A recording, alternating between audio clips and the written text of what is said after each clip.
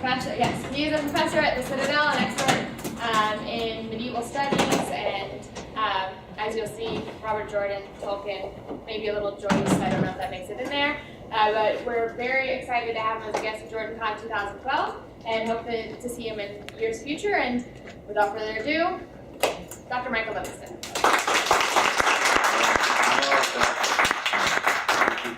Apparently she cyberstalked me to know the Goetz thing. It's really a dark chapter of my life. I really don't like Joyce, but I had to take the graduate seminars. Right now. Well, first, thanks for coming and thanks for being patient while that was figured out. Astonished there's so many of you here, given how late or early in the morning, I guess I should say, I was hearing festivities going on. I'm really impressed with your stamina. It's quite extraordinary. I'm just, wow.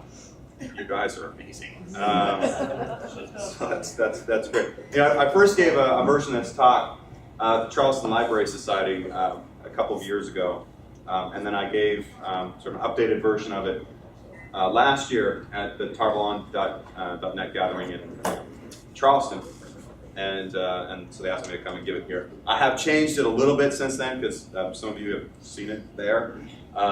Not too much because I was told, give the same talk. So I still couldn't help but, tweak it a little bit. I couldn't help it. It's a bad habit. And then I changed the visuals so it'll be a little bit less boring.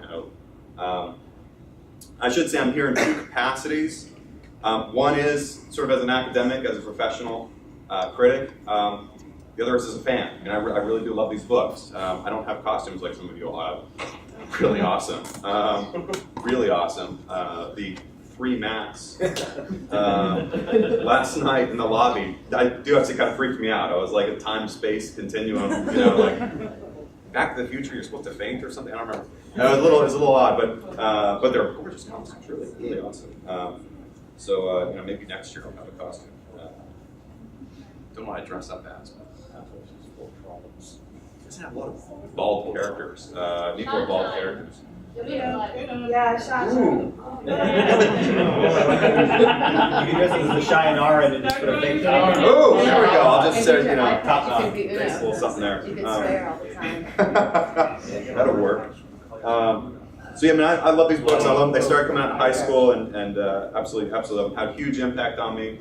It's one of the things that pushed me into writing myself. But I published short stories at Writers of the Future winner. And then, of course, I got my academic stuff that I do in the day job.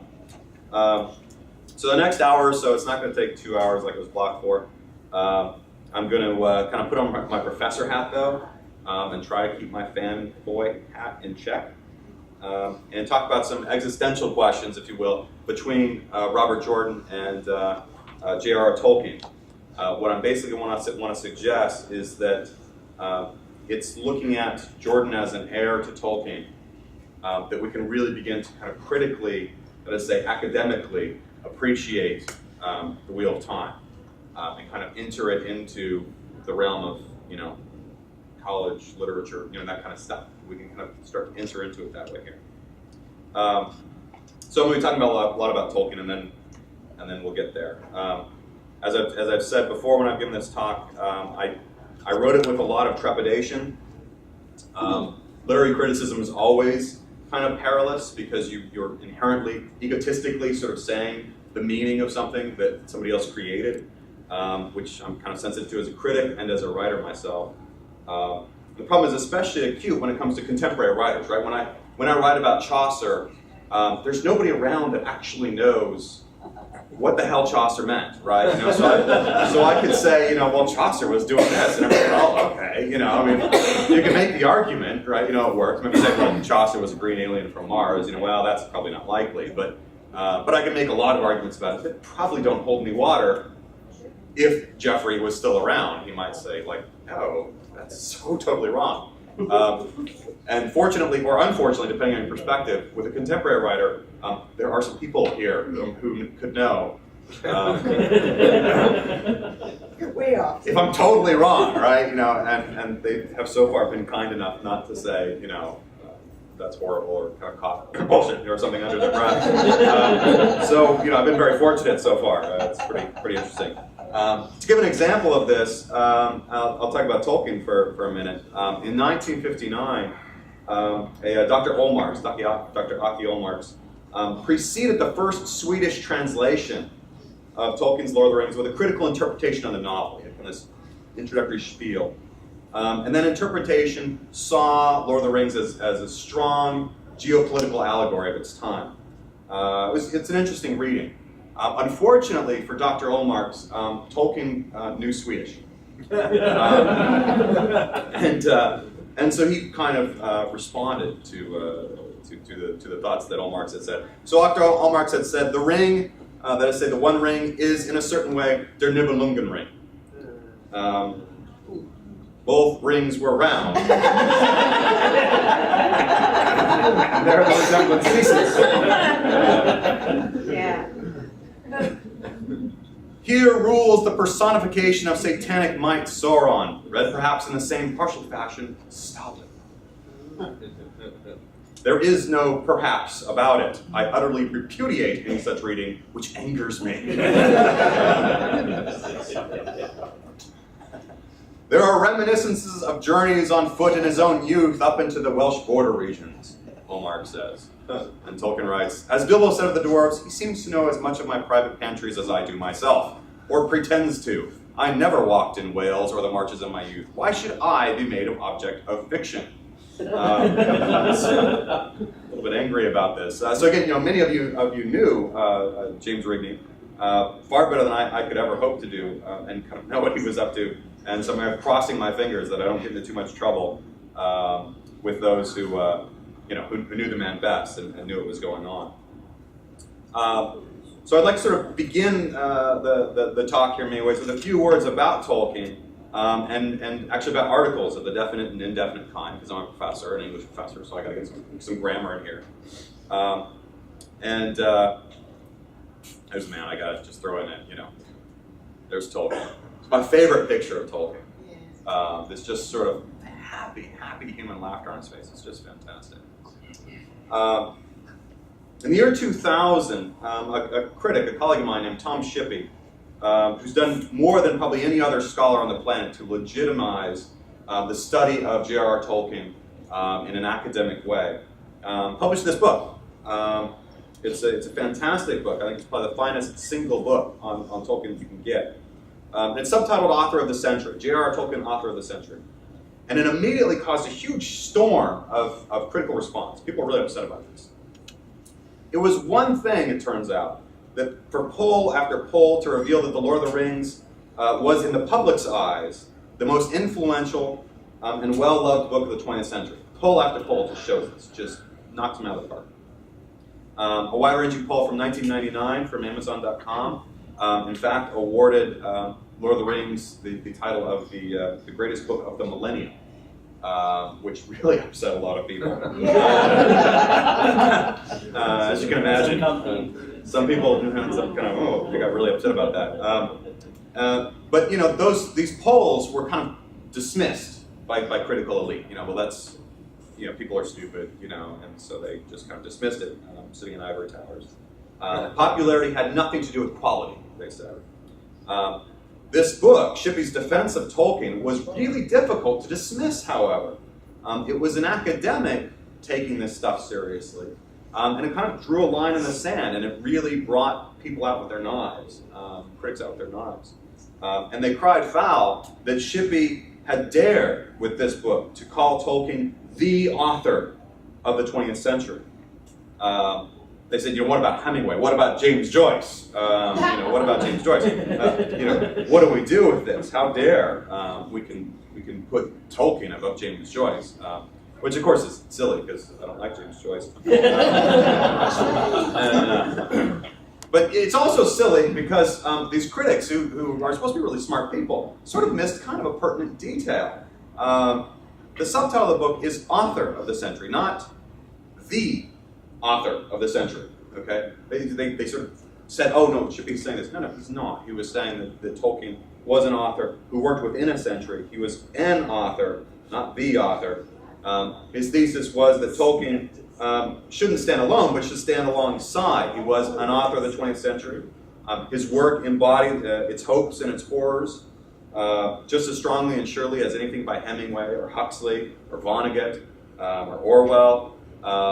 In his influences and his obvious impact, Tolkien thereby ought to be considered, Shippey argued, as perhaps one of the great authors of the 20th century. It was an argument for placement in the canon, in other words, not for like canonization. All right, if you understand the difference. I'm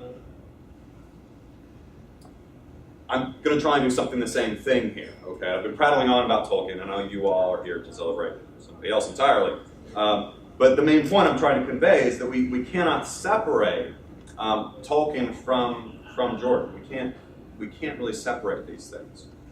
They really kind of come together, I think, in an academic sense. James Rigney, writing as Robert Jordan, created a work of literature, and I don't use that term lightly. I mean, I really do think it is a work of literature, which kind of means something, I think, that is best understood through the lens of what Tolkien was doing.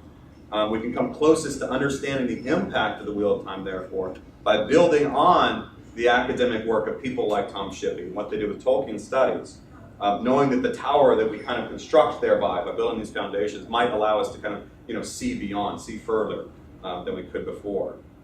In that respect, I have to say a few words about George R.R. Martin, who Time Magazine has called the American Tolkien. I like Martin's work. I very much do, and I really hope one day he writes a blurb for me. That would be awesome.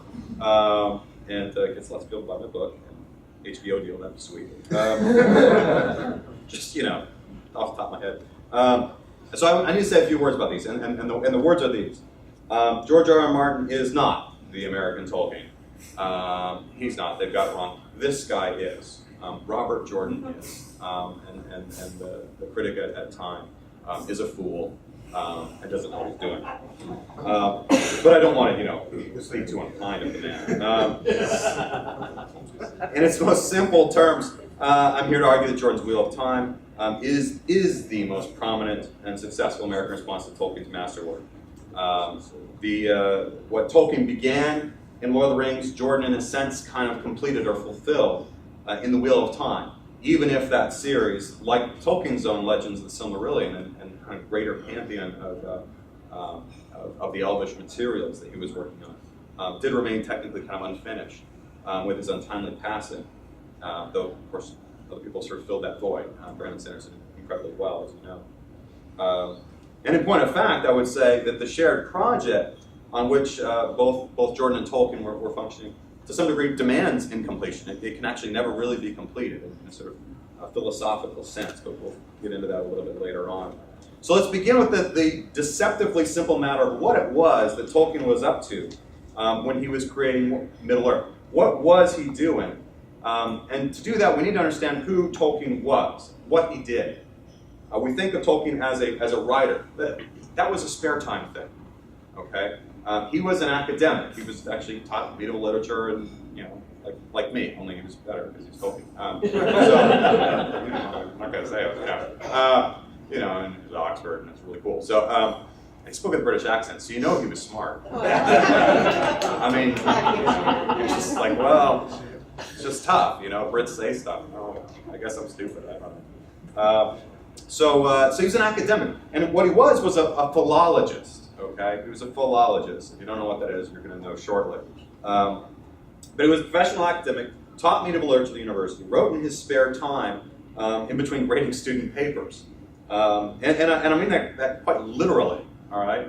Tolkien's first big published work of Middle-earth, The Hobbit, was supposedly begun when he was grading exams in his office one hot summer day by the window at 22 North Moor Road, exhausted and, as the grader of papers, no doubt exasperated. And he turned the page of one of the exams to find that the student had left the next page, as Tolkien put it, blessedly blank. Blessedly blank. And supposedly Tolkien, for reasons that he could never explain, wrote the following: "In a hole in the ground there lived a hobbit." So he writes this down. Tolkien apparently, according to his own story, he stops grading. He then spent a lot of time staring at these words. He was a philologist, which means he was fascinated by words. And so he stared in particular at that last word there, hobbit, trying to figure out what it meant. Because he said he'd never seen it before. He couldn't recall having seen it anywhere before. I actually think that's somewhat of a lie, but I have a publication coming out next month or something like that. Sort of tax the myth of his own creation of myth. But be that as it may, it's going to get me into trouble. But he said, well, I'd never seen this word before. And so started trying to figure out what it was. And that search for meaning ultimately dovetailed with the history of elves and men that he'd been pondering in the trenches of the First World War. And from that creative combination, Middle-earth is born. To understand Tolkien at all, and as I'm going to argue, the same ought to be said of Jordan, you've got to understand that he was kind of a philologist at heart. Okay? He was functioning in this way. He was the kind of fellow, Tolkien was, who in the end would construct a world out of a word. So philology, I keep saying this. Philology literally means love of learning, which is something that I'd like to think has been around as long as Homo sapiens has had the ability to think. Yet when I say that Tolkien was a philologist, I have something kind of a little bit more specific in mind. And it's something that could be said to have begun in Calcutta in 1786. Sir William Jones gives a speech to the Asiatic Society. And what he says, he's been studying India. At this time, India is an English colony. He gives this speech without PowerPoint or a Prezi, poor guy. Has to do it all just with words. And he talks about correspondences between languages. And he'd been noticing in particular correspondences between Latin, Greek, Sanskrit, and Persian. The languages were similar enough, he said, that perhaps they were sprung from some common source, which perhaps no longer exists. All right? These languages might have a common source. The idea goes over like, it's just insane. Everybody just, whoa, that's crazy. And everybody gets really excited about this. It's really fun. And people kind of poured themselves into it, trying to figure out what's going on. To give you a sense of kind of how this happens, just really quickly, we could talk about this later on if you want to talk about it, because I will blather on about such things at great length if you let me. I'm just going to quickly read to you some of the first lines of Beowulf. Okay, so this is Beowulf. This is English, circa 1000, circa 1000, 980 maybe, 6 of 1 half dozen. So this is Beowulf that you know and love. Everybody loves Beowulf, or they should. We do. Good. Okay. All right. Good. What way Gardena in yar dalium theod kuninga thrim yefrunon, who tha athalingus ellen fremedon, ok shield chefing shiafana threatum, monigum magnum, mira setla aftea exod oerlas, sidanares werth, fiasha fundum, he thas frofra yavad, weaps under wotnum, dwarf minthum tha, o thought him atluik. Im de Septendra, Ofer Hanrad, here on shoulder, Yomban Gildan. Thought was good Koenig.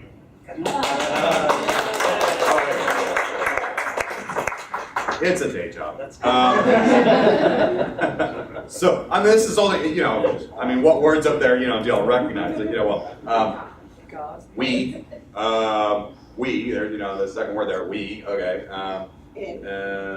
In, yeah, it doesn't mean in, but yeah, it's yeah. But good call. You probably see, thought was good Koenig down there. So it looks like God, it's not good, okay. Thought, what does that mean?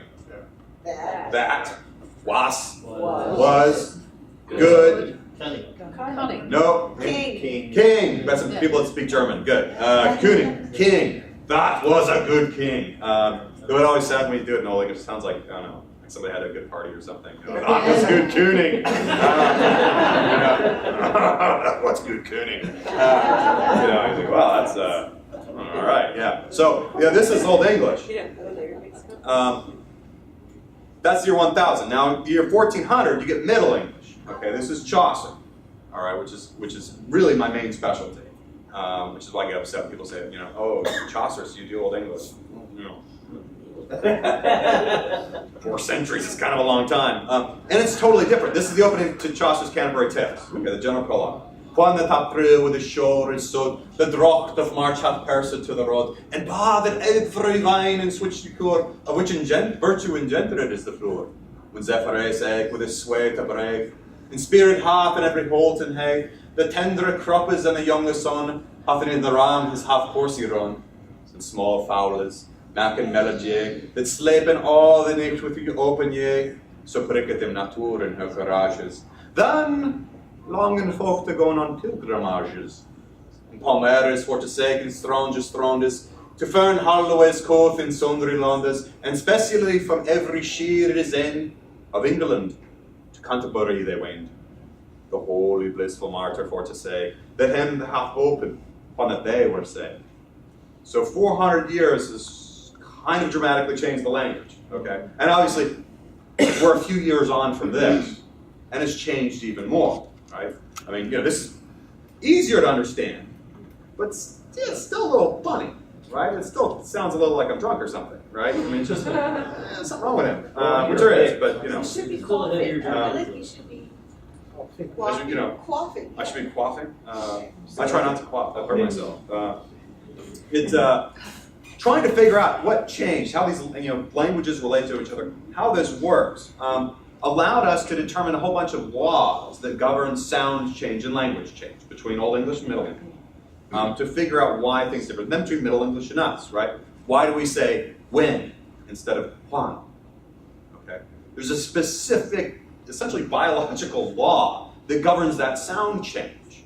Okay, when that April. We don't say April anymore. No, I mean, you could. It'd be kind of cool. April Fool's Day. It'd be kind of cool. By the way, the coolest April Fool. I love the medieval unicorn cookbook. I don't know if you saw that. The British Library's joke. It was really hilarious. But yeah, these laws we can figure out from Old English forward. You could also then take them and essentially run them backwards and start figuring out what language used to be like when we don't have anything left of it because nobody wrote it down, or if they did, we've lost it. You could figure out how it went back then, and sort of figure out how the change works. And what happens is that as you go back, the languages start to coalesce. They start to become kind of one language. So the correspondences that Jones had seen in 1786, where it turned out absolutely right on target. Behind Latin, Greek, and Sanskrit, Persian, among other languages, is a single language that no longer survives, but almost undoubtedly existed. We call it Proto-Indo-European. And just to give you kind of an example of how this functions, here's Old English. This is the word for man, guma. Latin, gumus. Greek, I. Proto-Indo-European, again. Okay. If you work those back, you get to the same bloody word. Okay, it's pretty crazy. Now you'll notice it has an asterisk in front of it, okay? That asterisk, we mark words that we sort of determine their existence, but we don't have them, okay? We have no record of them anymore. We put an asterisk in front of it, just to kind of like warn people, like, okay, this word, it's not written on a rock somewhere. I mean, maybe it is, and we haven't found it, but when that occasionally does happen, and we're like, hey, we got one right. But you sort of, this one's an invented in a sense, and even though the percentages of this being right are like 98%, but still, it's invented. I guess there's a chance we could be wrong. Doubt it, but whatever. What's interesting about Tolkien's personal brand of philology, though, is that for him, the history of words was a means of figuring out cultural insight. All right, let's give you an example of this. Daughters. Modern Hindustani, dud, is the equivalent of modern English milk. Okay, so you say milk. Duatar, which is the same word, it's daughter. Okay, these are the same, like linguistically, etymologically, the same word, daughter. Well, that would translate as little milker in modern Hindustani, which is odd. Okay, odd. But what it points to is that apparently, somewhere way back there, when these languages were one, there must have been a tradition that the daughter did the milking. Okay? So daughters were the little milkers, okay? They were the ones who they went out, they did the milking. And as the languages separated, right, one kept the meaning as just as daughter, nothing to do with milk, and the other one just went with milking and forgot about the parental relationship, okay?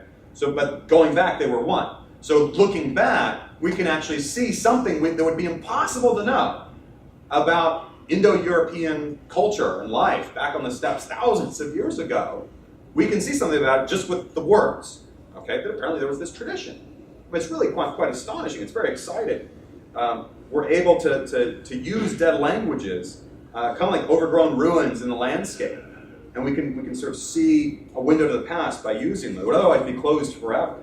The words quite literally are telling stories. Just to give one more example. Love this picture. It's Tilda Hunt. This is an example brought up by Tolkien himself in a letter after his son Christopher sent him a copy of one of his school papers. All right? And it was a history of Northern Europe. And Tolkien said, "Oh, it's great, son. It's wonderful." But then he wrote, "All the same, I suddenly realized that I am a pure philologist. I like history and am moved by it, but its finest moments for me are those in which it throws light on words and names. Several people, and I agree, spoke to me of the art with which you made the beady-eyed Attila on his couch almost vividly present. Yet oddly, I find the thing that thrills my nerves the most is the one you mentioned casually, Ata Attila. Without those syllables, the whole great drama, both of history and legend, loses savor for me." Now, what was he talking about here? Ata Attila. Well, Attila is a Hun, Attila Hun, which means he's a mortal enemy of the Goths. Okay, reaching back to crazy Germanic stuff now. The Huns kill Goths. Okay, that's what they do.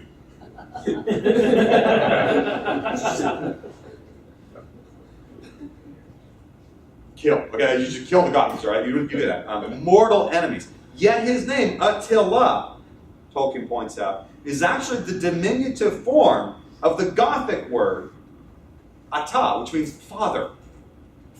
So Attila the Hun, his name means little father in Gothic. And he's going and killing Goths. Which is sort of odd. And it raises kind of the tantalizing possibility. I mean, it raises all kinds of questions, one of which is that there might have been Goths actually in Attila's army. And they called him Attila. Or that maybe he himself was a Goth. Okay? Lots of questions open up. I mean, why the heck would you have that name? It's just insane. Without knowing this, I mean, this is a fact that would otherwise absolutely rewrite history. We have no other way of knowing this, but the words are sort of giving us these insights. And it's the power of philology to reveal that which is otherwise hidden. Now, I've gone on about this at some length because I think it's really cool. And I'm kind of a geek. But also because this is what Tolkien was doing in his fiction. Okay, this is what he was doing. Tolkien was always careful to term his mythology as one that is ultimately meant to be associated with our world, fantastic though it might seem at times. In his foreword to The Hobbit, this is a story of long ago, he writes. Not, the story of long ago in a galaxy far, far away. No, long ago, period, all right? It happened in our past. Middle-earth's legends are connected to our legends, its languages to our languages, its people to our people, if all at a distance, and the fictional myths before recorded history. This is not to say that Tolkien thought that the Battle of Helm's Deep truly occurred in, say, Eastern Europe, but that something like Helm's Deep could have occurred there. Perhaps something like it ought to have occurred there. Middle-earth, in other words, is the result of the application of philological principles, finding words behind words, stories behind stories, myths behind myths, to mythology. Shippey, the guy I mentioned earlier, author of the century, has termed the resulting Middle-earth construction an asterisk mythology. I put that up just a minute ago. Asterisk reality, excuse me. Thus underscoring its philological basis, since, as I noted earlier, those non-extant words that don't exist anymore, we can root them out and put asterisks in them. So naturally, he's kind of Tolkien's creating a reality, but you got to put a little asterisk in front of it, right? Because we're not sure. But it kind of looks like it, right? It's going to kind of work.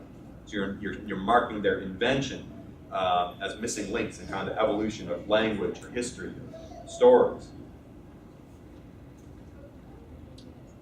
I've been talking a lot about Tolkien here, okay, and I know, I'm sorry. I know y'all came to hear about Jordan, but again, this, in point of fact, is the same creative basis, I think. This is the mantle that Jordan, I think, takes on, that Martin does not in the least understand, okay? Again, I hope he blurbs me, that'd be great.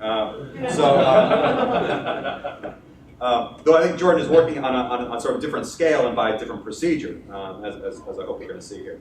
Whereas Tolkien built from the nitty-gritty of words and languages both real and invented, Jordan, I think, built from the larger scope of our cultural inheritance. Where Tolkien is said to have aimed to create a mythology for England, I think Jordan aimed for something even more daring and profound, which is a mythology for mankind.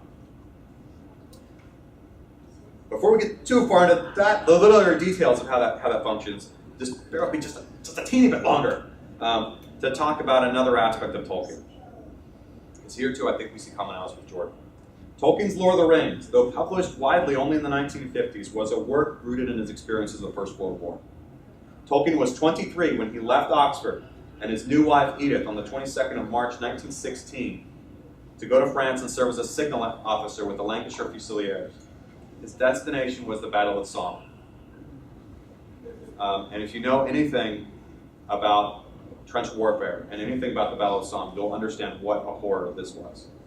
It is something that is beyond our best efforts to try and comprehend, which is probably a good thing. Tolkien lost all but one of his friends at the meat grinder, as he called it. He might himself, and probably would have, died on those killing fields. Those barren and poisoned no-man lands, if he'd not developed trench fever and been shipped back to England to recuperate. Though he toyed with invented languages and stories before the war, it was only in the wake of this horror that he really began to construct the mythology of Middle-earth. And indeed, we can see the marks of the Somme and its aftermath across his own work. As an example of this that's perhaps not quite as self-evident, I've written elsewhere about how Frodo, I believe, is quite literally suffering from post-traumatic stress disorder, most commonly known as shell shock. It's the best title I'm ever going to come up with, shell shock topic. It's never going to get better than that. A condition that was actually first diagnosed in the hollowed faces of the men of the Somme. Nobody knew about this, and it's the horror of the Battle of Somme that brings this out. And physicians start paying attention to it. So yeah, the article says shell shock topic, that's too positive. Indeed, I suspect that writing Frodo was actually a way for Tolkien to cope with his own psychological troubles as a result of what he had seen and done in the war. I think this was in many ways a coping mechanism. This was therapeutic for Tolkien. Even so, Frodo is not a simple personal foil for his creator. He also has mythological ties to Enoch and Elijah, Norse religion, and the Christian everyman. The major result of all of that, you put all of that together, is Lord of the Rings. And as we all know, it was kind of a big hit. Right? Kind of a big hit. And so many writers try to kind of follow up. Something like Rogers Lasny's Nine Princes in Amber, which debuts in the 70s. 1977 sees two works that kind of try to respond to Tolkien here. Terry Brooks' Sword of Shannara, which sought to emulate Lord of the Rings point by bloody point.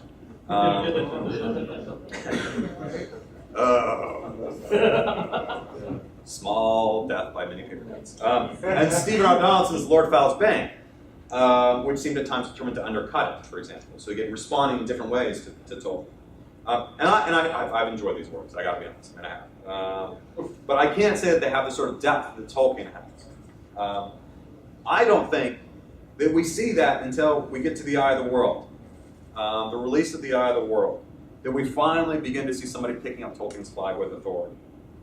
The Wheel of Time series, which James Rigney, writing as Robert Jordan, began in this book, is, I think, a true successor, a true heir, if you will, to the kind of mythically philological trail of creation that Tolkien had blazed some 50 years earlier. Nobody else had really kind of done what Tolkien was trying to do. Like Tolkien's Middle-earth, the world of the Wheel is a myth behind myths. The wondrous age of legends, the far past of Jordan's plot lines in Wheel of Time, is our mythically Atlantean past just as surely as Tolkien's own story of the fall of Numenor from the Silmarillion is Atlantean. Again and again in Jordan's work, we have this kind of mythological revision that is that hallmark of Tolkien's own work. And I'm not telling anybody anything they don't already know, but just to get a feel for this, right? Jordan's Arthur Pendragon. King Arthur Pendragon. The Sangreal. Well, stories of the Holy Grail, the Sangreal. Shaitan. Looks a little bit orthographically, the spelling there and stuff. Looks a little like Satan. Isn't that the Islamic word? It is. It is. And one of the things I want to talk about is why I don't have equal signs here. Okay. I do not have equal signs here. Take note of that. Samael, the Talmudic angel of death, the final bout of Tarmangayden, and biblical Armageddon. Luz Theron, and is a little bit of a similarity there to Lucifer, which of course it means actually literally the light bearer, is what Lucifer actually means, light bearer. The Battle of Malden owes most of its letters to the Battle of Malden, which is a really cool battle that happens in the 10th century. I can talk about it as well, but I'm not going to. The list could go on and on. Okay, there's lots of things going on, and not just in that sense. This mythological foundation sense is Jordan akin to Tolkien. From 1968 to 1970, James Whitney served his country for 2 tours in Vietnam in the midst of heavy conflict as an Army helicopter gunner. Decorated very, very well for his bravery. He earned a distinguished flying cross with bronze oak leaf cluster, the bronze star with V, and bronze oak leaf cluster, and 2 Vietnamese gallantry crosses with palm. It's no joke, okay? He did well. Rigney was a man who, like Tolkien, had experienced the horror of modern warfare firsthand and was undoubtedly, inevitably, shaped by it. In the fullness of time, when maybe we have more of a complete biography of Rigney's life available, I'm pretty certain that critics will see in Vietnam. They'll see the wheel of time in Vietnam just as surely as we see the First World War in Tolkien. I can't imagine that we couldn't. For all these similarities, however, Jordan is not simply a Tolkien imitator. I've called him an American Tolkien, and that adjective signifies more than just nationality in this case. It points to a significant difference in the creative approach. America is, quite famously, a melting pot of culture. And I think Jordan subsumed, consciously or not, the same quality in the Wheel of Time. And Tolkien wanted to construct a myth for England, and so confined himself to Western cultural heritage for the most part. Jordan, I think, aimed at bigger things. Everything was fair game. Okay? Everything was fair game. From Eastern myths to Native American cosmology, there are connections seemingly everywhere. And I say kind of everything, and I really want to be clear on this point. I think that his project involves not just story and myth, but even material culture. As my students will attest, I really love show and tell. I own a handful of medieval weapons, and I really take a lot of pleasure in bringing them into class and brandishing them at bad students. Showing them to students for learning purposes. You can edit that out, right? Yeah. I love bringing this stuff. It helps you visualize the literature, right? You're talking about, some medieval battle. Okay, look, this is what they were using, all right? That there's something really powerful about them. And I would have loved to bring some things in for show and tell, but I didn't know, crossing state lines with things and, walking through a hotel lobby with a bastard sword or something could be an issue. And I bring that up because this material culture aspect, the actual handling of things, and looking at material culture as a source, I think is something that Jordan used. This, I'm sure you'll recognize, right? A hair and mark blade. Well, here's a katana. It's an extraordinarily beautiful katana.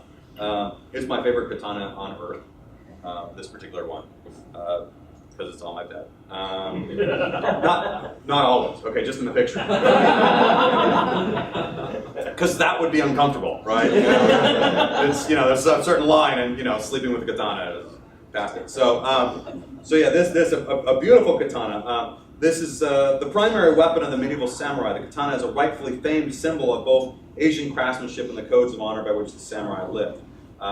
I said this particular katana is really special to me because it actually comes from Jim Rigby's personal armory. He was an avid collector of material culture, and weaponry appears to have been very high and very often on his wish list. I cannot say that I drooled the first time I saw his collection. I try to be really cool and collect it and that sort of thing. But I was drooling on the inside. Okay, I was astonished, just astonished. It was yeah. I was like, ooh. I know when I married Cole's little fans. It was awesome. He literally had all this stuff on hand on his books, and it shows, right? It shows. If we look back there at that heron mark blade, right? You see there's just a little bit of a resemblance to a katana. Easily to note is the slightly back-swept single-edged blade there, which adds velocity to what is primarily a slashing weapon. As a point of trivia, katana blades are actually straight when they're forged.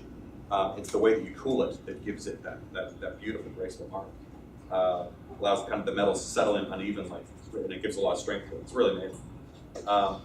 Both these weapons are delicate to be handled one-handed, but they have hilts long enough that you can actually go down to two, much like a medieval European bastard sword.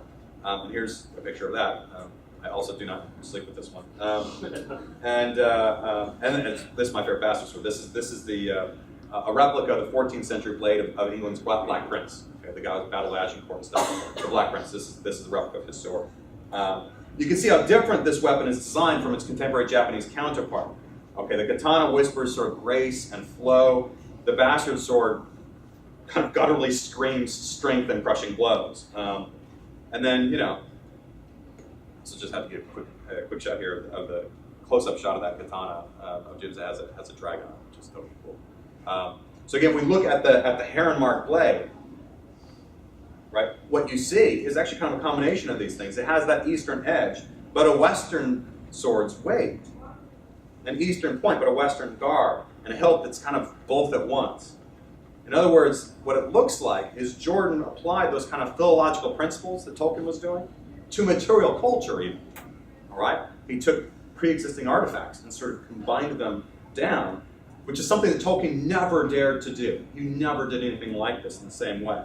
What Jordan has done is created a sword that unites the finest of both East and West. So that physical artifacts like the katana became a driving force to his vision, no less than the myths that they represent and recreate. All right? Hope that makes sense to you all. So he kind of, and of course, we also can't deny he held these things not just in his mind, he held them in his hands, right? And there is something amazing about that as a writer. I know when I'm writing fiction, some of my best stories have been the ones where it's like I can act that out. Like, okay, let me get that sword. If you could pretend to be scared, I'm gonna run out. It's I usually actually do. You don't have to pretend to be scared, but something. That'll teach them. They'll do their homework next time. But even this isn't the full story of Jordan's method. You might well note. Remember, I didn't put equal signs in those myths behind myths. Okay, I didn't put equal signs. I put like little slashes. It was the best I could come up with. And I didn't put equal signs. They aren't exact equivalences. The Battle of Malden in the Wheel of Time is spelled like the Battle of Malden and sounds like it, but its grounds and tactics are way closer to the Battle of Crécy. Okay, it's not the Battle of Malden at all. Malden, hard, of course. And to say that Lews Therin equals Lucifer in all his manifestations, it's a little shaky ground, okay? It's a little shaky ground. So you can't really use equations here. And we do have to kind of temper our connections, okay? We have to be careful about this, because it's easy once you start trying to find things to get sort of overexcited about it. On the left, as best I could do, kind of picture the White Tower. Okay? I was trying to find a picture of the White Tower that would work here. And so I used the newsprint cover. There's the White Tower of Tar Valon. Okay, well, it's really tempting for me, at least, to see this as echoing a certain White Tower in Charleston. You see on the right. That's PT Barracks on the Citadel campus, which is where I work and where Robert Jordan got his college degree. It's really hard for me not, when I walk across campus, to be like, surely he's thinking of that. Surely he's thinking that. Well, I don't know, and I like to hope so, but I kind of doubt it. But once you see these connections, you start kind of it's easy to get out of hand. Another instance. This, as you all no doubt know, is a hexagram, a 6-pointed star. And it's an important Aes Sedai symbol. This is the one that you have to follow through testing to become an Aes Sedai. I'm sure you all know that stuff. Far better than I do. As you also know, though, oddly enough, it's a Star of David. The marker of Judaism and of God's chosen people, the Jews, whose cultural identity is passed through matrilinear lines, passed through the female side. Which is an interesting connection, no doubt, to the White Tower's own focus on the feminine. And as fascinating as that is, though, I don't think it's an equation. I mean, I don't think we can say the Aes Sedai are Jews. I mean, I don't think you can make that equation. At least not purely, not with a whole bunch of footnotes, caveats and stuff. Tolkien once railed against the idea, really angry, that Lord of the Rings was an allegory. I showed you the Allmark stuff before.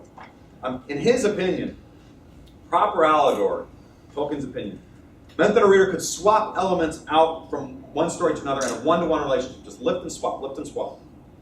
As he wrote, I cordially dislike allegory. And if you know any British people, I cordially dislike. Okay, we would say it more harsher than that. Okay, but no, that's really, I cordially dislike. Oh my gosh, okay, he's really mad.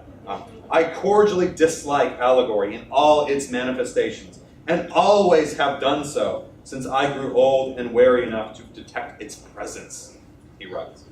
In fact, it was his distrust of allegory that prevented him from fully enjoying just about everything that his friend C.S. Lewis wrote. Because Lewis can't write not an allegory, and it's painful allegory at times. I can't say I know for certain, but I suspect Jordan's opinion on allegories was much closer to Tolkien's than Lewis's. Pure allegorical equivalence is a rare thing indeed in the Wheel of Time. Let's look at Mesh. At the very least, Jordan's figure seems to be an amalgamation of the Norse gods Odin, Loki, and Heimdall, along with Native American Coyote, Egyptian Anubis, and the Celtic Math, who I suspect is the origin of the name, as well as some real-world folks such as the Swamp Fox, Francis Marion. There are pieces of these men and gods scattered here and there throughout Math. We can't necessarily jump to lots of conclusions because of them. Some we might. Right? Yes, Matt was hung on a tree of knowledge, a tree to gain knowledge, just as Odin was. Yes, he carries a spear and wears a wide-brimmed hat, just as Odin does. Odin's spear is actually called Gungnir. If you want to follow along, huh? I don't know this has a name. I've never come across it. It's a cool hat. Yes, both men are associated with ash. They're both associated with thought and memory. Those are the names of Odin's ravens. And Matrim, of course, has a god's own remarkable luck. Lucky fellow. When I first wrote this talk a couple of years ago, I therefore speculated that Matt would lose one of his eyes because of this connection to Odin, and in fact that it's going to come to pass.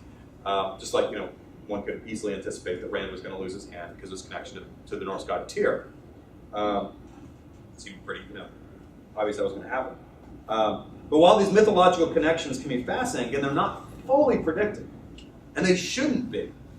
Odin dies at Ragnarok, for example, killed by the great wolf beast Fenrir, Fenris sometimes called. Does this mean that Matt is going to be pitching up the daisies after Tarmangayt? Maybe. We're all going to find out. I hope not, because it's really like that. So hopefully that's not going to happen. But predictively, mythologically, that should be what would happen. Okay, that should be what would happen. And what do we are to do with Perrin?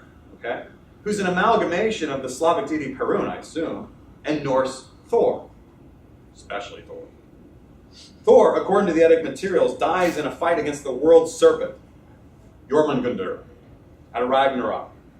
After striking his last blow, Thor famously staggers 9 steps away from the serpent's poisonous fangs before falling to his knees. It's an amazing scene. It's extraordinary. It's extraordinary. And actually, my favorite scene, I have to say, in all of the Wheel of Time so far, is when he forges the hammer. Yeah. Everyone loves that. I just, yeah. In my spare time, sometimes I translate other people's works into Middle English.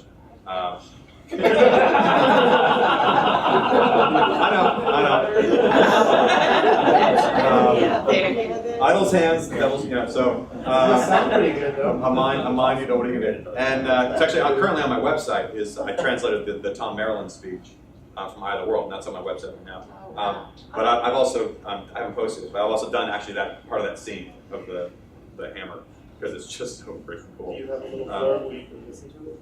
Not for those. I didn't have time to record it. I've for other ones, I've recorded it, but I haven't had time to sit down and record the E of the Heir by Robert Jordan. I haven't done it. But it's fascinating. And of course, when we finish Forging the Hammer, well, I need a name for it. It's Ma Linear. That's Mjolnir. Yeah, that's the name of Thor's hammer is Mjolnir. It's kind of awesome. I'm sort of excited about it. But he's supposed to, in the end of time, Thor is supposed to go, and he fights the world serpent, and he strikes that blow and kills the world serpent. Okay, there it is. There's the world serpent. Always, that serpent being its own tail. It's a world serpent. Jordan. And there's a picture. It's not medieval. It's 17th century, if I recall correctly. It's 17th century that writing. So there he's getting ready to hit it. This is from an unrelated story where he gets pissed off and knocks a hole in his own boat because it's kind of stupid. But Thor, he's getting ready to hit the world serpent. Obviously, this is a bit of a problem, perhaps. Maybe this means that Perrin, in the end of time, is going to have some fatal strike that he's going to blow against the Aes Sedai or the White Tower, because their symbol is the world serpent. And that's what he's supposed to do, is destroy the world serpent. So does that mean that's what's going to happen? After all, the world, the Norse lead and tail, and that's we call that Ouroboros in this symbol, eating its own tail. That's the symbol of the Aes Sedai. So is he going to strike a blow against the Aes Sedai? Is that going to happen? Well, maybe not. Again, I don't think these connections are fast and permanent. We can't equate necessarily. The Wheel of Time is widely and often specifically applicable, but it's not purely allegorical. Okay, just like Lord of the Rings is.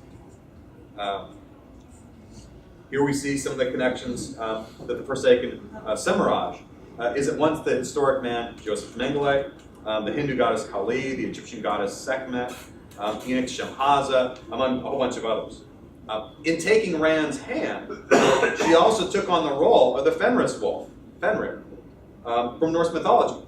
Okay, the same wolf that kills Odin at Ragnarok. So she thus ought to be around to kill Nat in the last battle, which I'm suspecting is going to be difficult.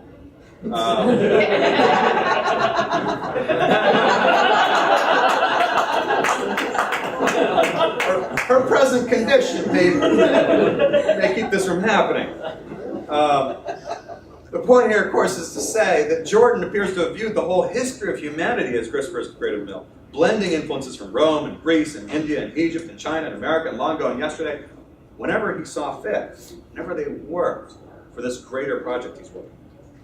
So while they might, at first glance, appear to be kind of sloppy associations, I think the interference of legend and history and legend is a grounding principle of his vision. Time is cyclical, a wheel, and in its repetitious spin, history repeats itself again and again. In this understanding of the nature of time, we actually see a separation between Tolkien and Jordan. Tolkien, a devout Catholic, followed the example of St. Augustine and others in viewing the world as subject to a dynamic, unidirectional scheme of time. In chronological philosophy, we call this the A theory of time. Time passes like an arrow, advancing undeviatingly from some beginning point to some ending point. Only the present is real. The past is finished, is no longer real. The future is indeterminate and unfixed. Except perhaps from the point of view of God, of course. God can sort of stand apart and you can see where things headed. A theory is the most familiar philosophy of time in human experience. Okay, this is how we function in our day-to-day lives. This is how our languages function with tenses past, present, and future. Yet I don't think this is the philosophy that governs Jordan's world, of course. Quite to the contrary, Whitney, who was a physics major at the Citadel, where the White Tower was, he seems right in line instead with current theories of quantum physics and what they talk about with time. We call this the B theory of time, where past, present, and future are all equally real. According to B theorists, the future is just as fixed and determined as the past is. We just know less about it, experientially. Okay, they're all simultaneously real. Brilliantly, Whitney, I think, welded this concept with the Buddhist wheel of time, the Kala Chakra, and sort of created this wonderful vision of how this would work. As kind of an aside, Augustine's concerns about time, those reflected by Tolkien, but I think rejected in Tolkien and in Jordan's work, are the subject of a 1955 essay, Time and Contingency in St. Augustine, which was published in the Review of Metaphysics by one Robert Jordan, then a professor at the University of South, which is a peculiar coincidence, if coincidence it is. There should be a connection between this otherwise obscure academic and one of the pen names of Jim Rigney's. At any rate, B theory generally regards the distinction between past, present, and future. It's a matter of semantics, okay? They are at least equally real. One major strand of it actually perceives time as a just churning wheel as it moves across. The future is past, the past is future, now is then is now. You stand on a wheel, after all, it doesn't matter which way you walk, you're going to get back to the same damn place. Indeed, this B theory of time is about the only way you can actually explain balefire. If past, present, and future are actually equally real, that's about the only way that it sort of works to burn somebody out. I mean, that those things are all in reality the same thing. So it works quite well. This basic temporal fact is often missed by readers. I know I missed it the first few times I read these books. But it sheds a light on a number of, shall we say, anomalies in this fantasy. In Chapter 4 of The Eye of the World, for instance, we meet Tom Maryland, the gleeman, full of stories and mysteries, and oftentimes both at once, who is himself an homage to Merlin the magician. Tell us about Len, he's asked. How he flew to the moon in the belly of an eagle made of fire. Tell about his daughter Salia walking among the stars. Old stories, those, Tom Maryland said. And abruptly he was juggling 3 colored balls with each hand. Stories from the age before the age of legends, some said. Perhaps even older. Tales of Mosk the Giant with his lance of fire that could reach around the world. And his wars with Alsbeth, the queen of all. Tales of Theresa the healer, mother of the wondrous inn. And of course these are anomalies. Quite strikingly. The spaceman, Len. A moonshot eagle made of fire. Len's daughter Salia walking among the stars. Mosk the Giant. With his global lance of fire, of course. Queen Alsbeth. Not sure which one it was, so I just put both 1 and 2 there. Why not? Why not indeed? Theresa the healer, mother of the wondrous inn, Mother Theresa of India. And if that doesn't kind of make the point of how this is all functioning, here's a description from The Shadow Rising. Some of the things a character finds in the Tenshiko Museum of the Panarch's Palace. On one side of the room was the skeleton of something that looked like a bear if a bear had 2 front teeth as long as her forearm. And opposite, on the other side, were the bones of some slender, 4-footed beast with a neck so long the skull was half as high as the ceiling. A silvery thing in another cabinet, like a 3-pointed star inside a circle, was made of no substance she knew. It was soft in the middle, scratched and gouged, and even older than any of the ancient bones. From 10 paces she could sense pride and vanity. That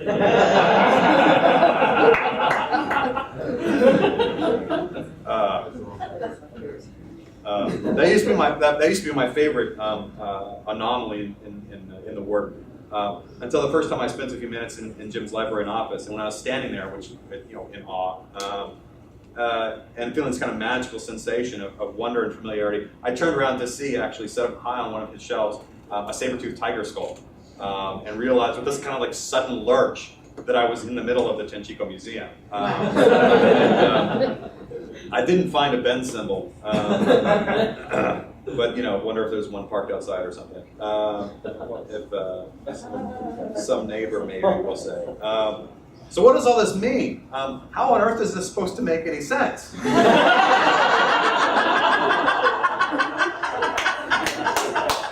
Well, to begin with, Not going to decode for those of you who don't understand. I think we have to admit that, like Tolkien's Middle Earth, Jordan's world is Earth, okay, our Earth. But unlike Tolkien's A theory subcreation, which meant to be our past, Jordan's B theory subcreation is both our past and our future. The cyclical nature of Jordan's time means that the Age of Legends is both Atlantean myth, Golden Age histories, and science fictional vision. His heron marked blade is both the asterisk sword behind Japanese katana and Western bastard swords, and the idealized sword to come that has grown from the foundation of those two legendary weapons. It turns out then that for once, the fateful decision of bookstores and publishers to collapse fantasy and science fiction on the shelves was perfectly fitting. Fine, no problem.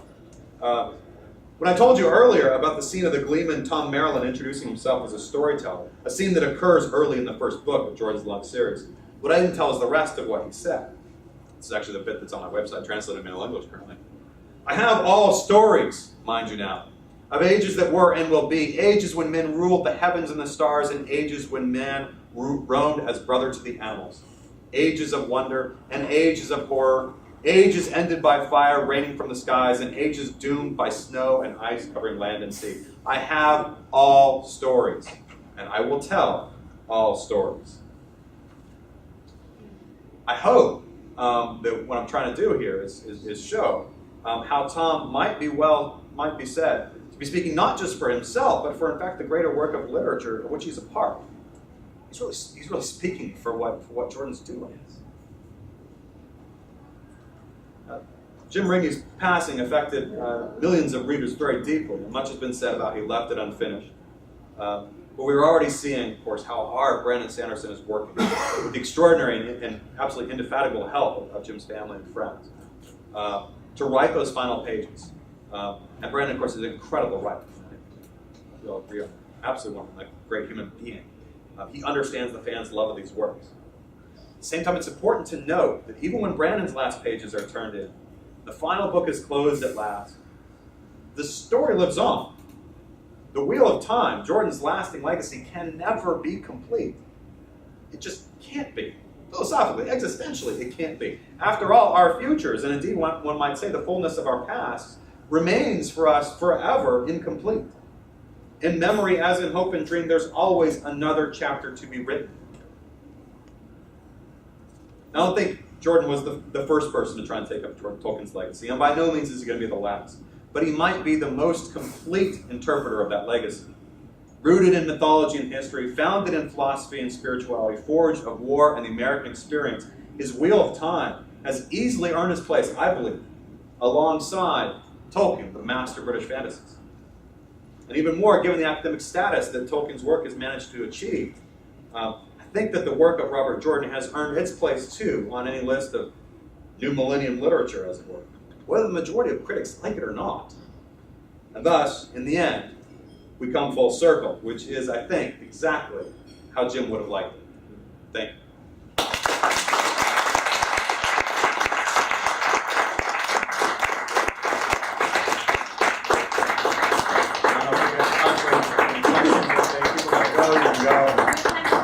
I have time for Q&A, but people need to leave. Like, get on out of here. Thank you. Yes, ma'am. Philology technically the study of knowledge? Because philosophy is the love of knowledge. Because the sophist means sophist means love of study, I guess. It's love of studying. Yeah, is what you have. But yeah, we said love of learning. Has a better one. Yeah, it's philology is cool stuff. Philology is really cool stuff. I like it a lot. No, questions. Good question. Anybody have any questions? Yes. Dr. Coleman, is your lecture available to link in the text format anywhere, or is it No. just kind of No. My plan is to publish this. The problem I'm sort of having is, should I do that before the last book comes out? And my sense is I need to wait until I know what's happening in the last book, so that I can actually, because I'm assuming that's only going to strengthen my case. Okay. Either that or it's going to blow it all down. And I kind of need to know which it is, right? Yeah, So once the last book comes out, then I can kind of hit this stuff again, clean it up, and yeah, then I can start singing out. Harry already left, but we would plug for you to be a beta reader. I'm sorry? Harriet's already gone, but we would love to plug for you to be a beta reader. Please track her down and hold her hostage and demand that. Because I would do that. I mean, you know.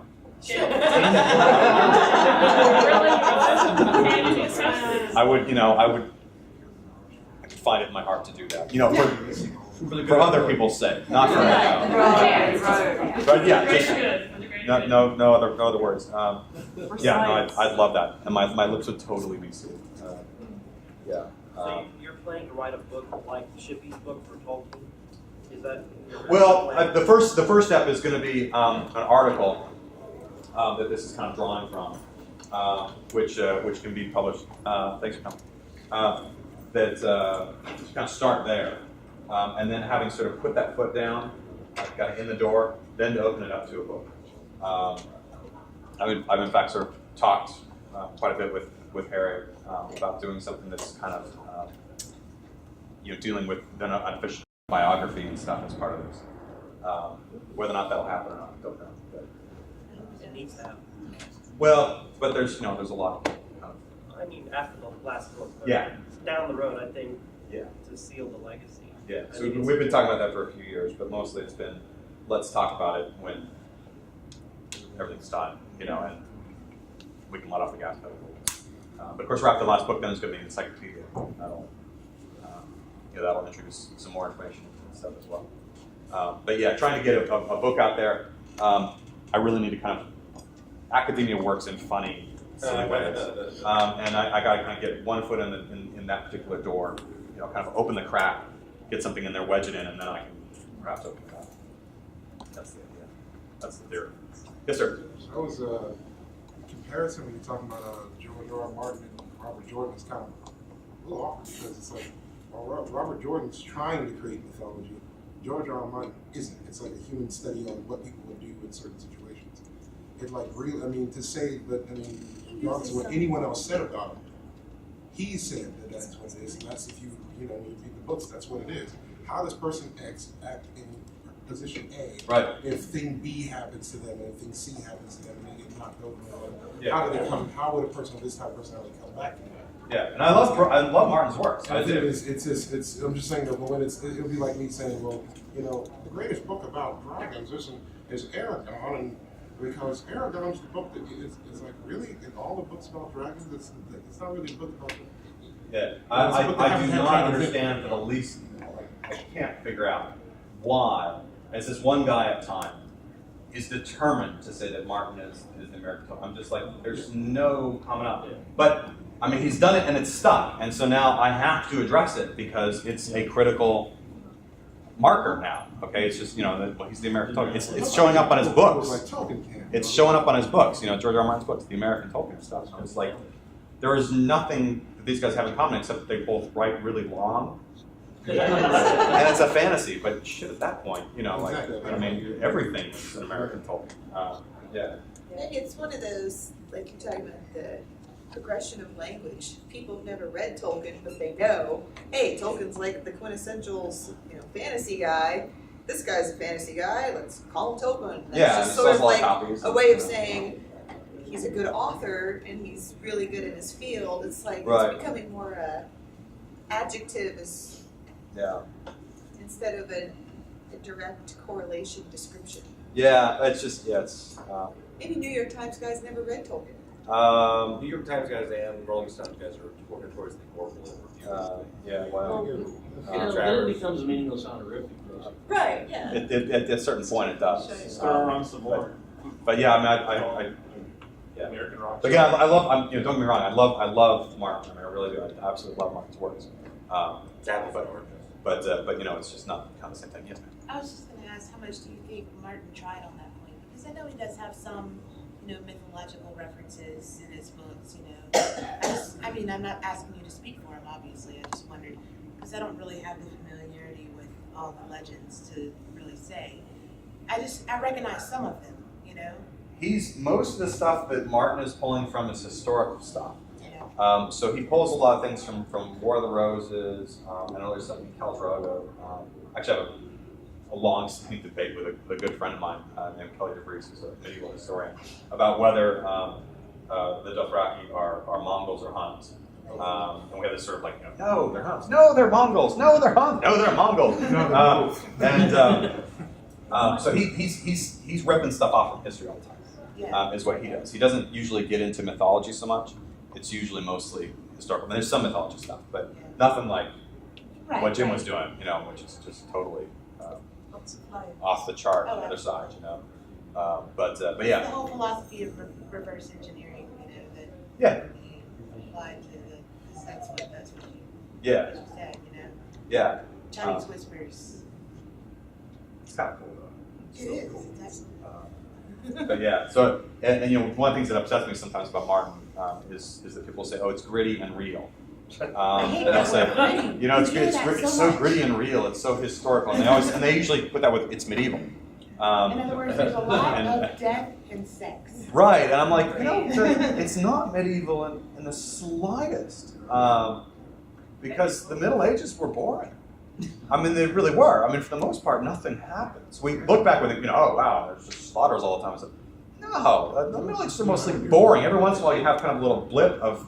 Anything's interesting when you hit fast forward. Yeah, something insane will happen. Like 1066. Okay, that was a pretty cool year. Like crazy stuff happened. But even then, you can take the cool stuff out, and it's like 3 weeks of cool stuff. Okay, out of the entire year, and that was like a big year. Like, whoa, crazy things happen. But yeah, in Martin's world, it's like if reality was like this, like nobody alive, right? And half the people who are alive would be deformed because they're all out of incest. Wow, really, people love their family. I mean, it's just the thing about, think about it being gritty and real. It's like people didn't get as angry about the sex or the rape or the beating up as possible. But when you're in war, these things happen. And the thing is, one of the most irritating things about old fantasy was the buxom bar wench and the hero who never seemed to get together throughout the entirety of 80 books. It's well, like, things happen, but with Martin, not it's even a little. that. But I mean, it's just it's like even the way Robert Jordan does it, where it's like, and something happened, and oh crap, I feel bad. What the heck did I do with man and man or something like that? That's fine. Just acknowledge the fact that people have freaking feelings. Acknowledge the fact that I wouldn't argue that. Exactly. When Perrin hacks off the Aiel's hand, or acknowledge the fact that people can go farther than they would normally do. But for the love of God, don't sit there and go, well, now we're here together, and all right, you're going to tell us, oh God, you have a sword. It's like, dude, you've been killing things and slaughtering people forever, and suddenly you're afraid of a sword when you stood there against an army by yourself. Right. It's against the character. It'd be like, as if Strum Brightblade got up on the battle and said, oh, I don't handle this arm by myself, looked out, saw dark army and dragon flying over and said, oh yeah, I was wrong, and ran off. Right, yeah. Is there any strong component of mythology, especially Norse, but really going from anywhere, that you're sure is buried in the book somewhere and you just can't, because it's such a, just a strong element that, James must have picked up and placed somewhere in the books and you just haven't been able to locate it? That's a really good question. And I think the answer is no. Everything that I've suspected should be there, I've found. Or have, I've suspected X is going to happen, and then it has happened. Now, I mean, there are a lot, question marks here, at the end. I mean, what's going to happen? I mean, the Perrin Aes Sedai thing, I mean, is there anything to that? I mean, it's going to be really interesting. I'm Theoryland, I know there's lots of fun stuff, I don't want to really go there, but yeah, I mean, there's stuff like that I sort of don't know yet how that's going to work out. But yeah, most of the stuff, when you say, boy, this character looks like X, so shouldn't there be? Oh, yeah, no, there it is. So like with the map thing, I don't remember where it was in the books that I was like, but yeah, when I finally went back to that, whatever, and because I was like, well, God, but he's gonna lose his eye. He has to lose his eye. Yeah. And then then I went back and I saw that line. I'm like, oh, yeah, okay, right, yeah, it's gonna happen. The inscription on this. Everything else pointed to it, and now this says it's gonna happen. So yeah, it's gonna happen. His dream with the eye. Yeah. I'd just like to make the point that I've studied that sort of stuff myself. Some of the big mythological figures, such as Thor, were actually split across more than one character. Yes. Yes. The slash and the And E. you see Thor was split between Rand and Perrin. So perhaps it's Rand and not Perrin. Yeah, though I think. He kills the world serpent. In some ways, Rand is the world serpent. Well, he exists, is he not? I mean, just again, remember that, when I'm talking about these things, And so when he's and Rand has repeatedly fought off, sort of pushed away the Citadel, Right. there will be a confrontation. Yeah, well, and Rand's So an honor, at the field but, of Merilaw to pluck a close And at then Rand. that Yeah. ties together with Min's viewing that Perrin has to be there twice and the eyes save of him are from going to hurt us. us. Yeah. Yeah. So I mean, So they've already attacked him. That's kind of like how he liked to mix things too. Totally. You know? That's Yeah. right. It's And- not and- as simple as one-on-one correspondence. exactly. Remember, I didn't put equal you signs. made that, and that's a good don't put point, equal but signs. it's not that simple. And what's particularly interesting, I didn't have time to get into this, but when Jordan talks about the idea of kind of Taber and how they sort of spin things around, I think that's working mythologically too.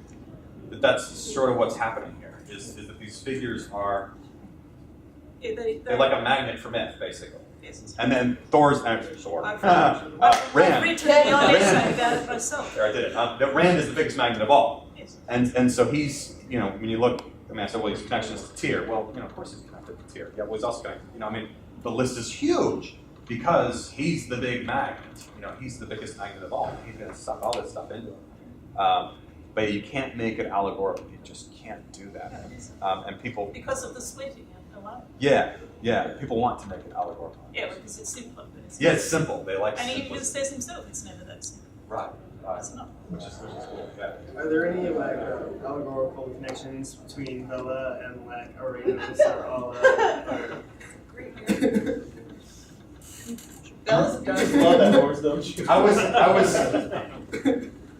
Let me answer that by saying I was giving a job talk when I was trying to get a job, and I walked into a room and was asked a question by some of the audience, and it was clear that one half of the room was invested in answer one way, and the other half was invested in answer the other way.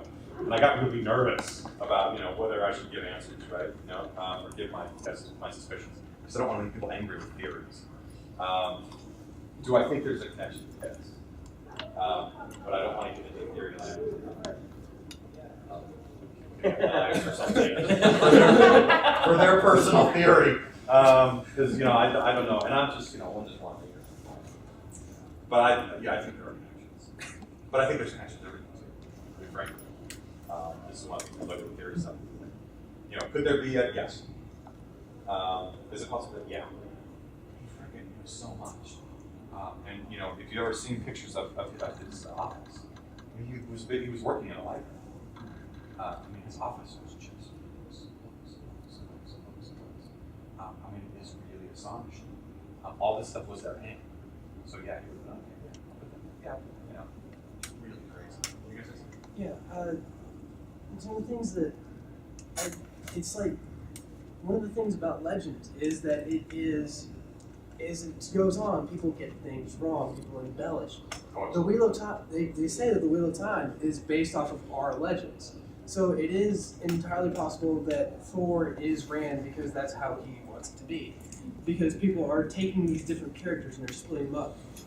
And they have, like, you said that the wolf was dead, right? Because what's her face? Cimarron was dead. But we also have that guy in the wolf tree. So it's possible that they actually mixed, like the guy from the wolf tree as the wolf and mixed her in with the Forsaken. So yeah, exactly. It's not, as it's not an equation. These things all get kind of separated out. Yeah, and I absolutely love that because that's how our legends actually work. It's the story, and then you embellish and you grow. Merlin wasn't in the original Familiar facility, so.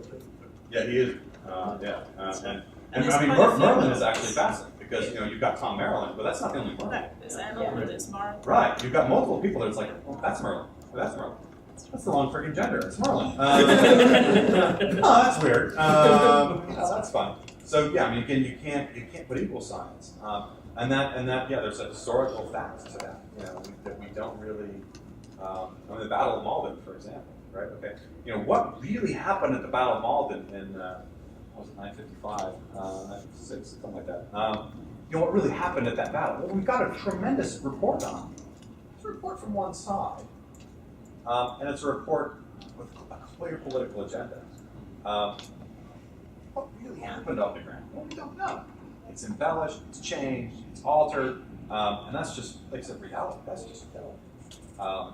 And again, I think for when you give the wheel of time, the fact that, I think that he's got B theory here. You also have the complication of the fact that each event is past and future, which kind of makes your head sort of go tilt. String theory. Well, it's not as bad as string theory. String theory necessarily needs B theory. You have to have B theory to string work. Yeah. When's the story just a story though? When are the connections on attention? That's the reason I started with that Tolkien hallmark stuff. As the old saying goes, Freud, with the, sometimes a bedpost is just a bedpost. Sometimes a cigar is just a cigar. It's not anything else. And it's at a certain point, it's just fun. For what I'm trying to do, I'm trying to make this. I'm trying to kind of raise it up into where this is critically appreciated, and it's no longer, oh, well, that's just silly little entertainment stories. Mm-hmm. And to do that, I have to kind of British accent. What's that? You have to get a British accent. I have to get a British accent. Yes. You found the yeah. So you have to kind of do something with it, yeah. But at the same time, like I said, when I'm doing this, Harriet's there.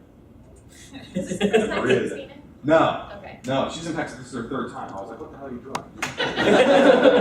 She want to see the change. Southern hospitality. Yeah, very southern hospitality. The first time I gave it, actually, apparently when I did the, I talked about Robert Jordan, the professor who written about Ether.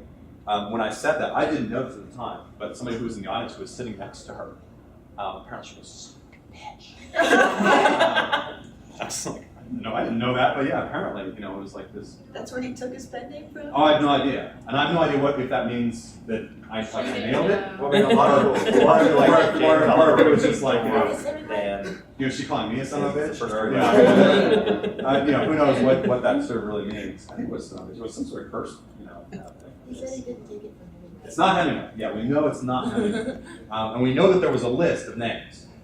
All RJs. There's a list of names. We know that. But yeah, that's a heck of a coincidence. And yeah, when I said that, she had that reaction. So when I said that this time, let's watch it. What was the reaction? Are you going to share it with us? Do it. I'm like, that's unreadable. Great. Great. Thank you very much. Have you ever just asked her straight up?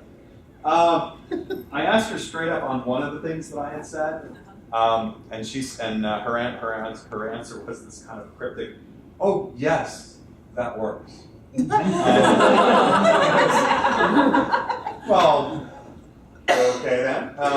Well played, but well played. That's a nice idea. I think one of the things that we have to remember anytime we get into legend, though, is in the definition of legend, it is assumed to be based in fact.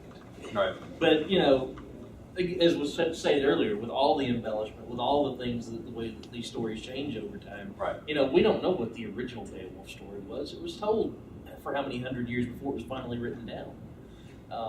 At least theoretically, yeah. Yeah, so we've got all these different pieces out there that no matter how you look at it, Jordan builds it. Things have happened that will happen again. Right. So, all the legends of the past will become the legends of the present and the future at some point, which is an awesome concept. Right. I mean, it's insane. I mean, to take this sort of physics stuff, and then you've got this Eastern, idea that put it just. Put those together. And now look what happens. Whoa. Yeah. It's just amazing. You have a couple of hands over there too. Oh, sorry. Like the Sancha thing. You haven't said much about the Sancha. But it seems like there's a sort of a blending of two mythologies. Like what it really comes down to is two different mythologies and two different mindsets that are coming into conflict. And how do you think? I mean, do you see a larger, like, mythological context for that? Can we make sense of the Sanchin somehow through mythology? Well, can anybody make sense of them through mythology? I mean, yeah. I mean, are there any suggestions for the Sanchin? Very East Asian. Very East Asian, yeah, in many ways. In many They're ways. also historical and mythological. Ancient Egyptian. Yes, with the shaded heads. Yep, yep. And they you know, take on almost an Babylonian aspect. Babylonian? Babylonian. Yes. Yes. Jimmy, can you connect But any they of the also- races to one place? They all seem to be. Everything's sort of mixed, with the possible exception of like the Aiel, which are, and they're from Doom.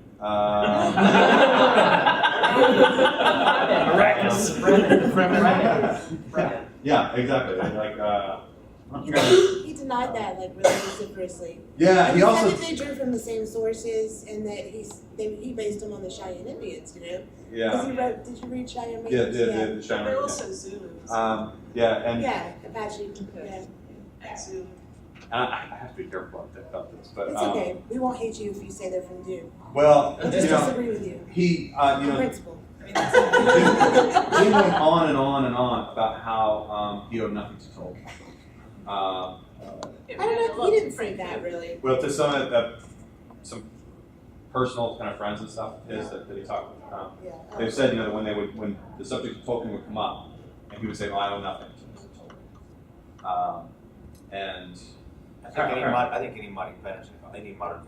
you can't stop it, of course, you know, and at some point you have to kind of react against that a little bit. But you know, you read The Eye of the World, and you're like, Well, he said it was an homage. you know, yeah, it's an homage. Yeah. And I think, you know, I was talking with somebody about this earlier at the conference. I think a brilliant one. Yeah. That you sort of start with Tolkien, right? Because it's familiar. Everything's gonna feel. We're gonna basically start with the Shire, and we're gonna, you know, and then we're gonna move out, and it's gonna be familiar. If you had sort of dropped the full scope of what he does here,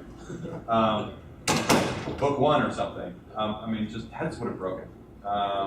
Like the prologue. I can't do any further. Well, I think the comparison did irritate him, and that's why he sometimes gave that answer. I think that's exactly right. Because we have like 100 answers from him on Tolkien, and he says different things. You know, sometimes the question irritated him. Sometimes he was a little bit more gracious about it. You know. But oddly enough, the same thing actually is the case with Tolkien. Tolkien, when asked about some of his stuff, will sometimes be like, "No, nothing like that." And other times Like he'll you be showed us. "Yes, totally." Right. You know, I think he definitely drew from chivalry, bro. Yeah, I mean, you know, Tolkien says, I hate allegory, I hate allegory. I abhor it, I would never do allegory or whatever. And then you read someone's works and you're like, that's an allegory. There's no way. But that's not an allegory, okay? You know, his, what is it, the Leaf by Niggle. The short story Leaf by Niggle, if you're familiar with it all. It's real short, it's really easy to read. Tolkien's, there is no story if it's not an allegory, okay? It's nothing if it's not an allegory. I hate allegory. Yeah, no, you're right, allegory. You're right, allegory. Deny it all you want. You're right, allegory. Yeah. Have you seen a short animated film called Sita Sings the Blues? Oh. Called what? It's called Sita Sings the Blues. Sita Sings the Blues? No. I think you'd like it. I would like it. It is the story. It is of the from Indian mythology of the goddess Sita and her relationship with the god Ram, and kind of interspersed with this story of an American woman whose husband goes to India for work and then decides to stay there and leave her, and she goes there to try to get her back, and they take the stories and kind of slam them together, and the whole thing is narrated by 3 Indian sort of art silhouettes who basically argue about the mythology and the different interpretations of that story the entire time. And it's hilarious. And it's free. Go to and it's, SitaSingsTheBlues.com. yeah, you can see it. It's SitaSingsTheBlues.com. Are you supposed to see that? SITA. SITA, okay. I'll check it out. That sounds totally like something like Yay. Just one more question. Yes. So, with your background and what you know about history and legends, is Sanderson keeping up? Yes. Absolutely. In fact, and you know, we may never know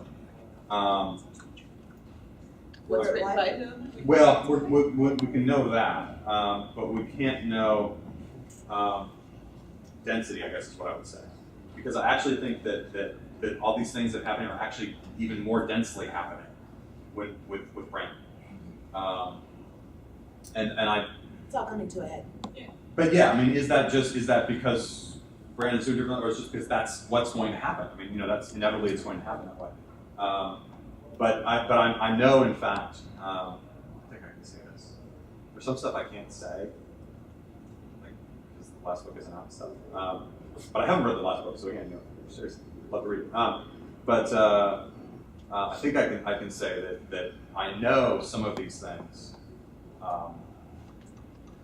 are in fact active in the writing, because I know in a couple of cases Brandon had a question about something, and the answer was, "Here's Thor." Right? Or what? Here's, we have that in interviews. Yeah. That this is clearly the case. So yeah, I mean, I think it's denser with him, but again, is that natural to the progression of the series, or is he just gone the extra mile to get it in there? But I think he absolutely has. Brandon's a great guy. I love him dearly, and I love the books as they've come out. He's fantastic. He's probably the second best person to have finished.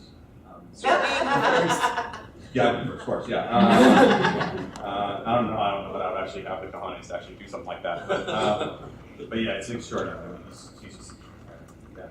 This really isn't a question, it's more of a comment, just addressing the idea that, once you release a book, it's going to be interpreted X amount of ways. And when I was in college and I was doing my creative writing studies, definitely there was a great quote given to me by my writing professor.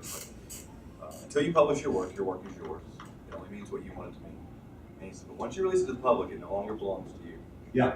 It belongs to everyone, and it will mean everything, and there's nothing you can do about it. So just be prepared to understand that once you put it out there, it's yeah. We call it the shorthand for that is the death of the author. We say, and it means essentially once something is published, the author is dead. It doesn't matter what they say they intend. It doesn't matter. It's what the reader takes out of it, because no text actually exists until a reader gives it meaning in the first place. Sort of like a tree falls in the forest, nobody's around, whatever. So no text exists outside the reader's experience anyway. So they're the only ones who give it life, and so they're the ones who control the meaning. Yeah, which is totally critical standard philosophy at this point.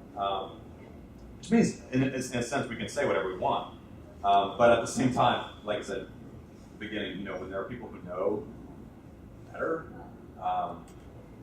it's still, like, well, I know I have license to say whatever I want, but I'd kind of like to know if I'm right.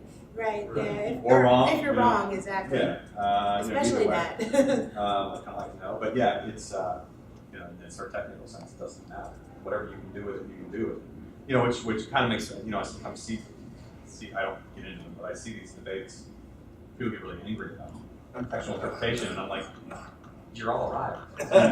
Because it all means whatever you want it to mean. If you want to read Shakespeare this way, okay, rock on. Yeah. You've expressed kind of the dismissal, or Okay. You've expressed kind of the dismissal that this work can tend to have as, well, that's just kind of fun writing, and that's just, a story. Yeah. It's not literature. Right. Yeah, that's the big thing. My kind of perception is that is much more true in the U.S. than in Europe.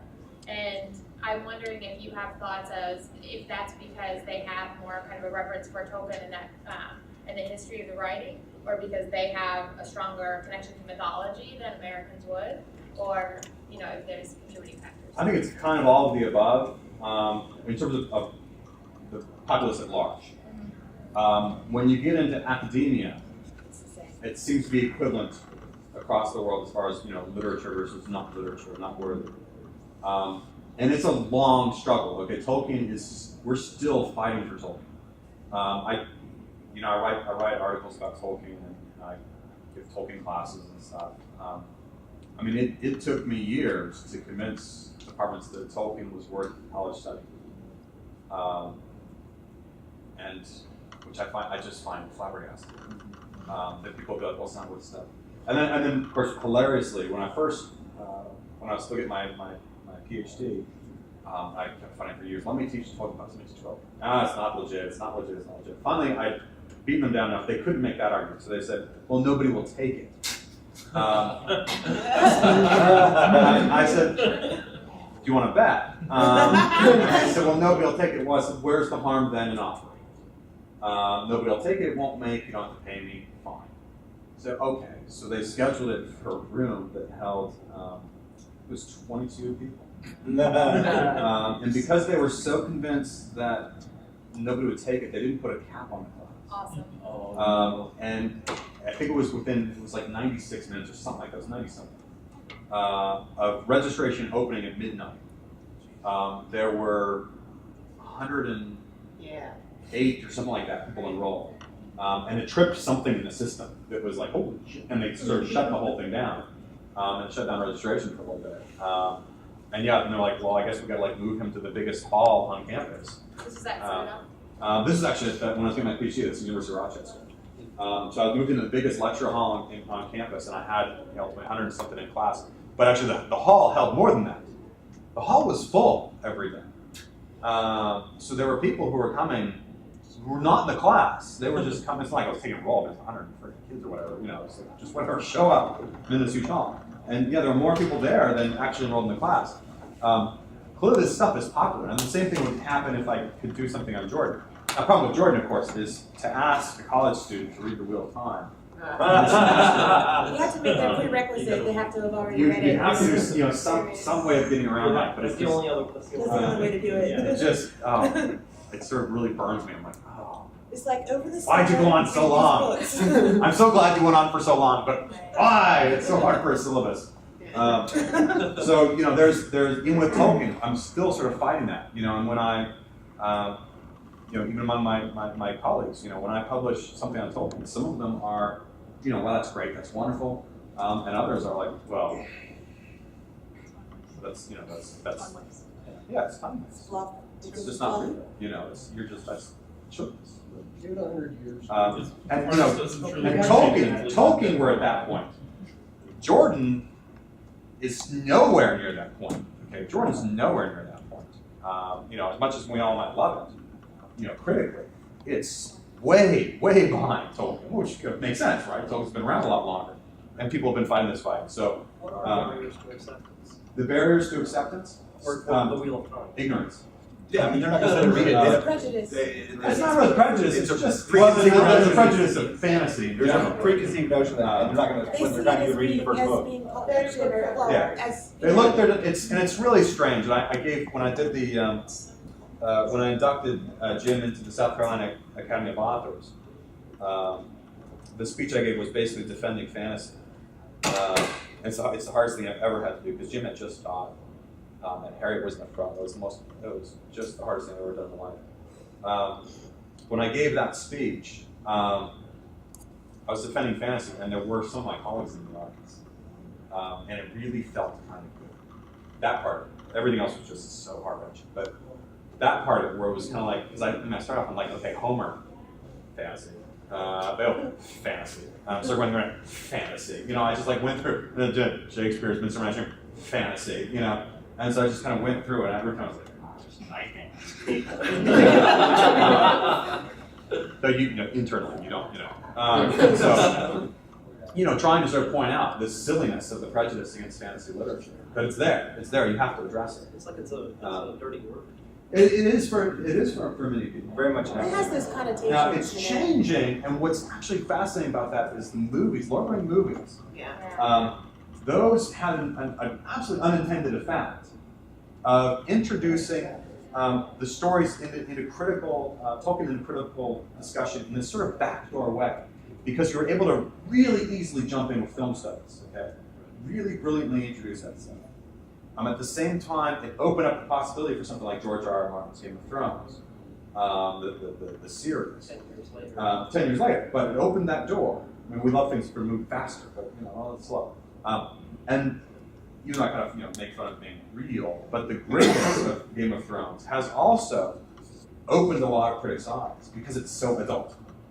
Okay, this is an adult thing, and those people who say, oh, fantasy for children, it's like, you gonna let your child watch this? You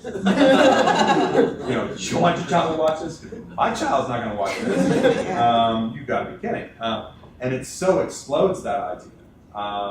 So it's becoming harder for a lot of critics to do that. And they still try and defend that way. But it's harder. I think beyond that, like I said, it's just ignorance. They haven't read it. They're daunted by the prospect of reading it because it's huge. Which It's is not why even it done. seems to me more academic than anything else you can read these days, because there's so much depth to it. This is what But you nobody do. knows about the depth. Everything's Yeah. in Falk. I mean, you can have an episodic series that has 36 volumes, and every volume is a rehash of the other volume. Yeah, it's a They're researcher's assuming. dream, Yeah, I mean, so- it's just forever. Yeah, it's just ignorance. But we'll fight the fight. Yeah. I just think it's funny. I've been into Barnes & Noble, and I was trying to read the Dark Tower series by Stephen King, and I was looking in the fantasy area for it, and because naturally it's a fantasy book, but because Stephen King wrote it, they put it in fiction literature. They put it in fiction literature. Yeah. That's not a fiction literature. That is a fantasy book. It's yeah. I mean, a lot of these things, the genre distinctions. I always kind of get in trouble because I don't really believe in genre distinctions. You're talking about marketing. I mean, look yeah, at that's what historical fiction is. That's marketing issues. Well, and a few strong tropes. And I'm like sensitive to it too because the book of mine that's a tour. Did they still buy it? They still haven't bought yet. I haven't checked name, but maybe that would be awesome. There's a books panel. It's You be throwing the party tonight? It's historical. It's historical fiction, historical fantasy, epic. Like what the hell is it? It's one of these books that's kind of. You don't want to get historical fiction though. Well, and this has been their hang-up, has been we don't know what to call this. So we don't know what to market it, so we don't know that we can buy it. Cage Baker's kind of like that. It's kind of like historical science fiction, or with Orson Scott Card. You've got this historical aspect, but you also got more science fiction than a romance novel. And, but if you look for that in the stores, you walk down to historical fiction and you find a little more. Well, great, I don't want that. Yeah, you don't want a little more.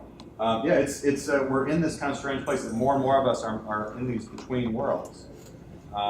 We were talking in an earlier panel about Ken Scholes and the Psalms of Isaac series, which he's working on right now, which is being marketed as fantasy, and Ken insists he's writing science fiction. And it's actually kind of it's put in both worlds. Well, they're marketing it one way, it's written another. I mean, those are really. And he has no control over it. I mean, Tor wrote him a track, so he's like, whatever, market it however you want, I'd be like, Tor, if you want to put my book wherever, I really don't care. I think that just buy it. I think that ebooks actually have an advantage in that because they haven't done it yet, I don't think, but they can put in like tags where you'll put like, okay, this has some fantasy elements, some elements of this, and elements of that. Yes, ebooks are going to be huge for that because they allow kind of multiple labeling, if you will. You can't do that in a bookstore. It's not sort of temporally placed. It's actually available across. They do. It's called science fiction and fantasy. Yeah, they already did that. We probably let people go to lunch here. I think it's like, but thank you all very much for. I'll be around so you can ask me questions. Thank you all. Thank you. Have fun.